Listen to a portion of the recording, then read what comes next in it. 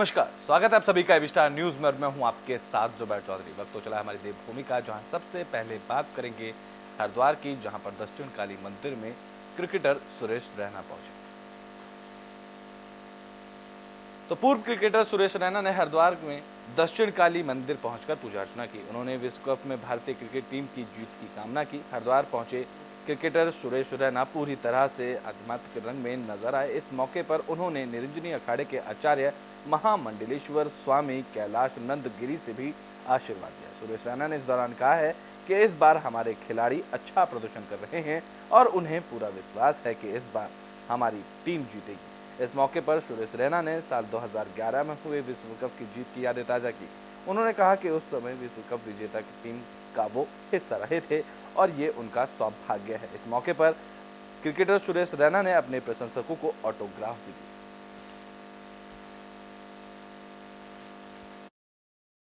जैसे बोला चल रहा है, इंडिया बहुत अच्छा कर रहा है। पहला मैच जीते, अभी दूसरा अफगानिस्तान के साथ चल रहा है।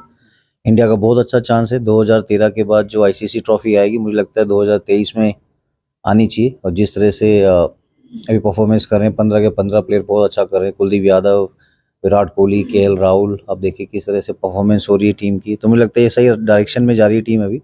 बस गुरुजी का आशीर्वाद मिले और भारत को एक और विश्व कप मिले। हैट्रिक होनी चाहिए विश्व कप की, 2 हम जीत। ब्रिटेन में बात कर लेते हैं हरिद्वार की ही, जहां एशियन गेम्स में हॉकी टीम ने ब्रॉन्ज मेडल जीता। अब इसके खिलाड़ी वंदना कटारिया हरिद्वार पहुंची, जहां उनका जोरदार स्वागत किया गया। तो भारतीय महिला हॉकी टीम के स्टार खिलाड़ी वंदना कटारिया एशियन गेम्स में कांस्य पदक जीतने के बाद पहली बार हरिद्वार पहुंची, जहां उनका जोरदार स्वागत किया। अपने घर पहुंचने पर पहले वंदना कटारिया हर की पैड़ी पहुंची और मां गंगा का पूजन किया। एशियन गेम्स में भारत की तरफ से पदकों का शतक लगाने और खास पर महिला हॉकी टीम के कांस्य पदक जीतने के बाद वंदना कटारिया खासी खुश नजर आई। उन्होंने कहा कि अब उनका सारा ध्यान आने वाले ओलंपिक गेम्स में होगा।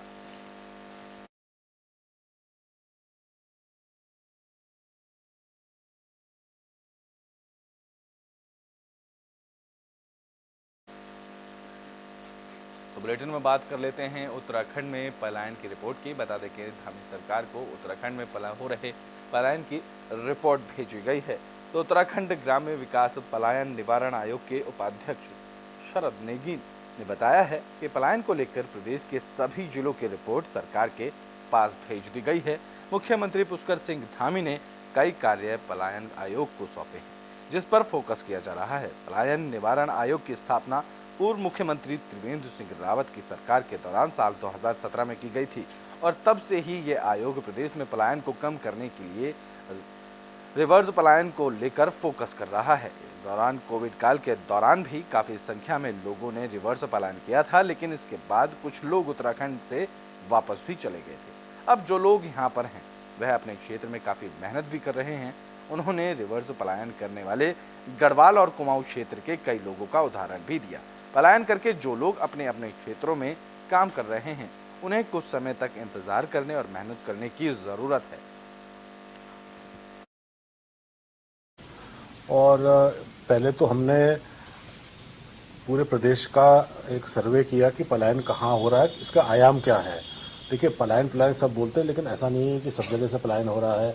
कई जगह बहुत ज़्यादा है, कई जगह कम है, अलग अलग प्रकार का पलायन है। तो एक 2018 में सर्वे हुआ और फिर हर जनपद की रिपोर्ट सौंपी गई है। अभी उधम सिंह नगर की रिपोर्ट अभी पिछले माह हमने सरकार को सौंपी है। अब जो है सीएम साहब ने, क्योंकि अध्यक्ष है, उन्होंने 2-3 काम बोले हैं जिस पर हम लोग काम कर रहे हैं। एक तो जो सरकार की विभिन्न स्वरोजगार संबंधी योजनाएं हैं, सरकार उत्तराखंड सरकार की कई योजनाएं चल रही हैं, हर विभाग में है, ग्रामीण विकास विभाग में है, उद्यान में है, उद्योग में है, सहकारिता में है ना, कई विभागों में योजनाएं चल रही हैं जिनका लोगों को पूरी तरह ज्ञान नहीं होता है। और उसमें किस तरह से उनका सरलीकरण किया जाए, किस तरह से उनकी प्रक्रिया, कई बार प्रक्रिया बड़ी जटिल होती है। जो स्वरोजगार करना चाह रहा है वो चक्कर लगाता रहता है, उसको पता ही नहीं चलता। बैंक वाले ये कागज़ लाओ, वो कागज़ लाओ मांगते हैं। तो उसके लिए हम लोगों ने लोगों से बात की, जो उद्यमी हैं उनसे भी बात करी, विभागों से बात करी, और अब वो आजकल उस पर काम चल रहा है। और दूसरा, जो हमारा भारत चीन सीमा है, करीब 350 किलोमीटर का लगभग तो बुलेटिन में बात मसूरी की कर लेते हैं, जहां जॉर्ज एवरेस्ट हाउस पर मनमाने ढंग से पर्यटकों से पैसे वसूले जा रहे हैं। तो मसूरी के जॉर्ज एवरेस्ट हाउस को संचालित करने के लिए सरकार की तरफ से ठेकेदार को संचालन के लिए निर्देश दिया गया था, लेकिन ठेकेदार की तरफ से पर्यटकों और स्थानीय लोगों से मनमाने तरीके से जॉर्ज एवरेस्ट हाउस जाने के लिए 200 रुपये प्रति व्यक्ति प्रवेश शुल्क लिया जा रहा है। साथ ही पार्किंग के नाम पर भी अवैध वसूली की जा रही है। ऐसे में स्थानीय लोगों की तरफ से विरोध प्रदर्शन शुरू हो गया है। बता दें कि प्रदेश सरकार की तरफ से करीब 25 करोड़ रुपए की लागत से जॉर्ज एवरेस्ट हाउस और आसपास के क्षेत्रों का जायजा लिया गया था, जिसके बाद प्रदर्शनकारी लगातार इस बात की आवाज उठा रहे हैं कि जॉर्ज एवरेस्ट पर मनमाने ढंग से उनसे पर्यटकों से किराया वसूला जा रहा है। बता दें कि प्रदर्शनकारियों ने कहा है कि मुख्यमंत्री पुष्कर सिंह धामी की सरकार ने जॉर्ज एवरेस्ट को भूमाफियाओं के हाथों बेच दिया। कई स्थानीय लोगों के जॉर्ज एवरेस्ट हाउस के पास घर और जमीन है, ऐसे में उनको भी जाने नहीं दिया जा रहा है, जिससे लोगों में भारी आक्रोश देखने को मिल रहा है। उन्होंने कहा है कि स्थानीय लोगों के आने जाने के संपर्क मार्ग को भी ठेकेदार की तरफ से बंद कर दिया गया है, जिससे लोगों को भारी परेशानियों का सामना करना पड़ रहा है। एक स्थानीय व्यक्तियों के साथ जो विवाद जॉर्ज एवरेस्ट की भूमि को लेकर हो रहा था, उसको लेकर एसडीएम साहब के यहाँ मीटिंग थी।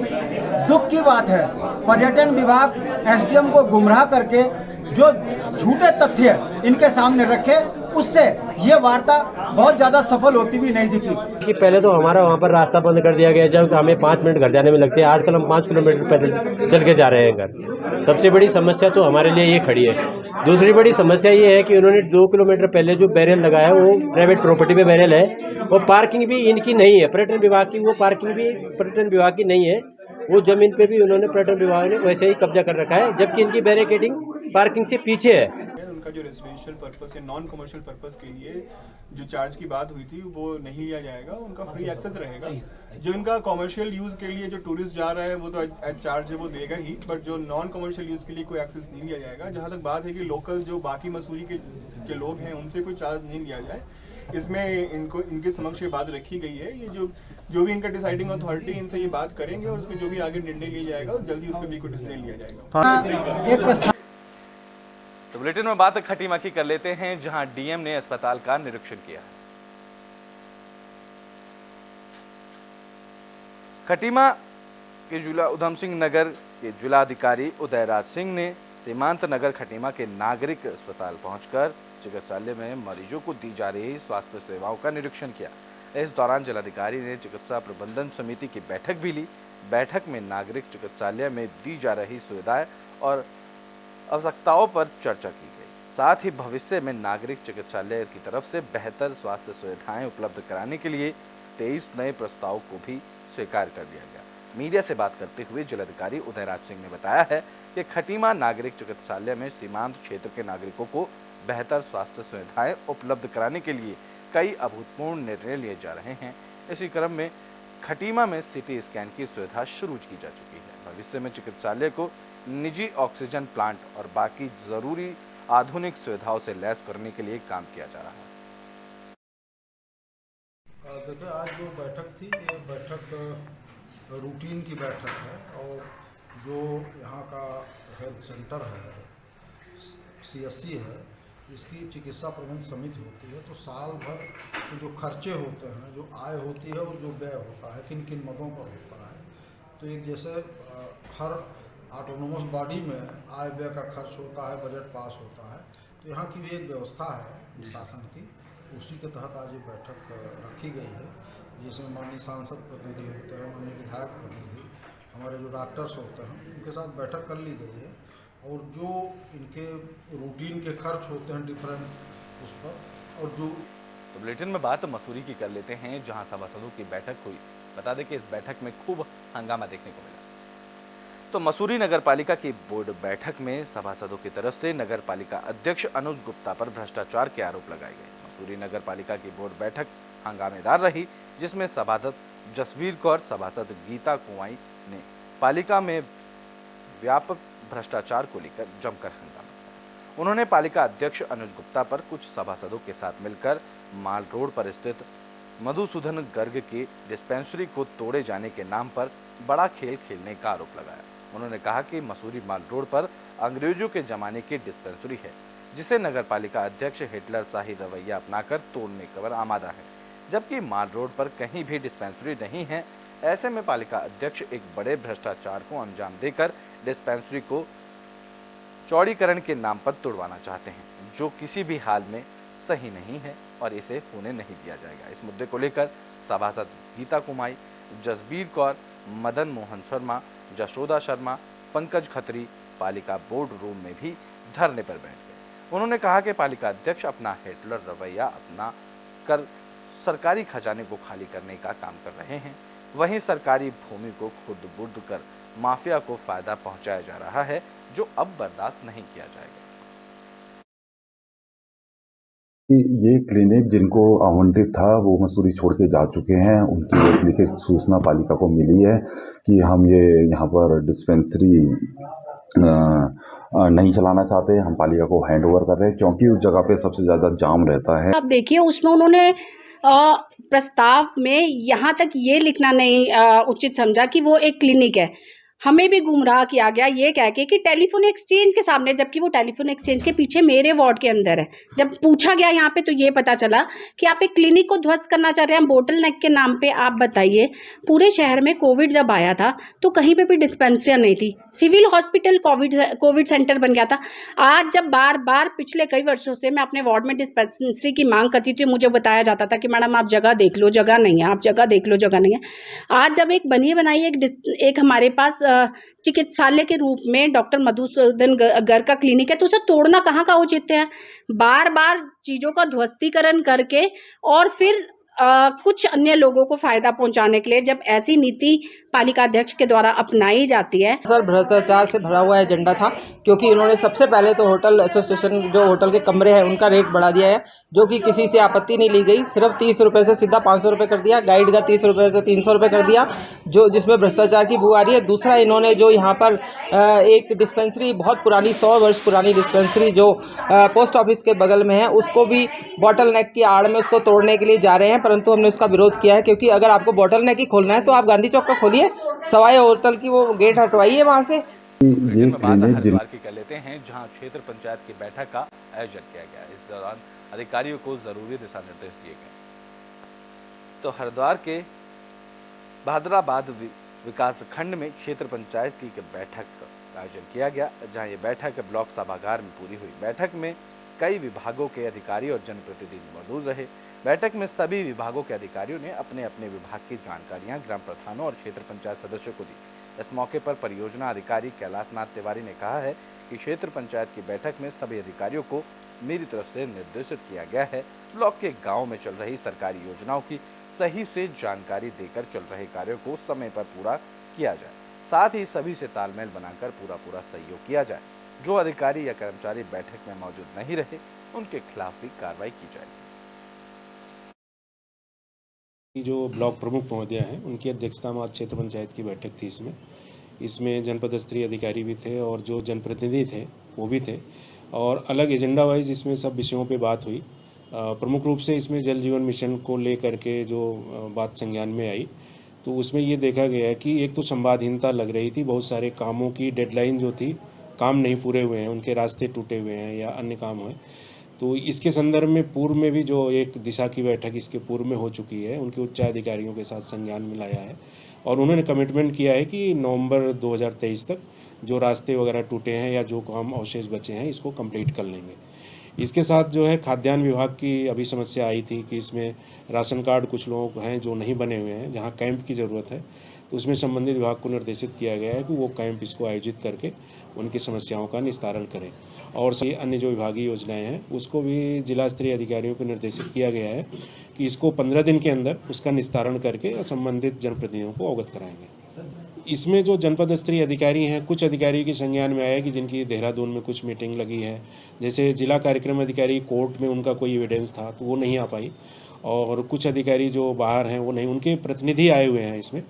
और इसमें अगर कोई सक्षम अधिकारी है जो जिला अधिकारी या मुख्य विकास अधिकारी महोदय की अनुमति से बाहर है, बिना अनुमति के बाहर है और इसमें नहीं आया है, तो उसको हम लोग उनके खिलाफ जो है नोटिस भेजेंगे। ये बात जो कल दिशा की बैठक में आई है माननीय सांसद महोदय के सामने, मुख्य विकास अधिकारी महोदय ने इसको इंश्योर किया है कि जो प्रमुख मेन बात है संवादहीनता की, कि जो योजनाएं चल रही हैं उसकी जानकारी हमारे जो जनप्रतिनिधि हैं वहाँ तक नहीं पहुँच पा रही है। इसके संबंध में जनपद स्तर से भी निर्देश प्रसारित किए जाएंगे कि संवादहीनता का प्रकरण दोबारा न आए। नहीं, ये बिल्कुल आपका ठीक है। अगर इसमें ये सामान्य रूप से शिकायत आई है कि लोग फ़ोन नहीं अटेंड कर रहे हैं, स्पेसिफिक अगर किसी अधिकारी के खिलाफ इसमें आती है तो इसमें निश्चित रूप से एक्शन लिया जाएगा। तो ब्रिटेन बात विकास नगर की कर लेते हैं, जहां अतिक्रमण पर बुलडोजर चलाया गया है। तो विकास नगर बाजार में जहां लोगों ने सड़क किनारे अतिक्रमण कर रखे हैं, वहीं समय समय पर नगरपालिका की तरफ से अतिक्रमण हटाने की कार्रवाई की जाती रही है। बता दें कि इस दौरान विकास नगर बाजार में नगरपालिका की टीम और पुलिस की टीम के साथ सड़क किनारे रखे गए लोगों के सामान को हटाया गया और चालानी कार्रवाई भी की गई।